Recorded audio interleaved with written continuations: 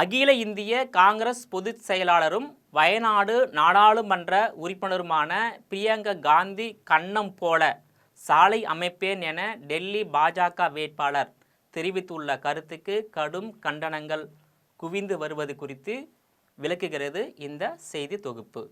இந்தியாவின் தலைநகர் டெல்லியில் அடுத்த மாதம் சட்டமன்ற தேர்தல் நடைபெற இருக்கும் நிலையில் பாஜக, காங்கிரஸ் மற்றும் ஆம் ஆத்மி என மும்முனை போட்டி நிலவுகிறது. இந்த நிலையில் அனைத்து கட்சிகளும் வேட்பாளர்களை அறிவித்துவிட்டு தேர்தல் பிரச்சாரத்தையும் தொடங்கி உள்ள நிலையில் பாஜக சார்பில் கல்காஜி என்ற தொகுதியில் போட்டியிடும் ரமேஷ் என்பவர் தேர்தல் பிரச்சாரத்தை தீவிரப்படுத்தியுள்ளார்.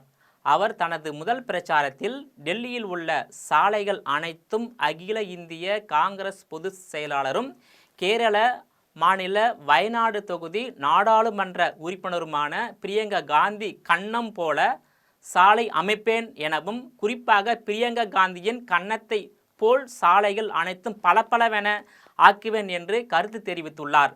இந்தி நடிகையும் பாஜக மக்களவை உறுப்பினருமான ஹேமா மாலினி கன்னங்களை போல சாலைகளை ஆக்குவேன் என்று பீகார் மாநில தேர்தல் பிரச்சாரத்தின் போது லாலு பிரசாத் கூறியதை சுட்டிக்காட்டிய டெல்லியில் பாஜக சார்பில் கல்காஜி என்ற தொகுதியில் போட்டியிடும் ரமேஷ் என்பவர் அதை அவரால் செய்ய முடியவில்லை, ஆனால் நான் பிரியங்கா காந்தி கன்னம் போல் சாலைகளை அனைத்தையும் மாற்றுவேன் என்று உறுதி அளிக்கிறேன் என்று கருத்து தெரிவித்துள்ளார்.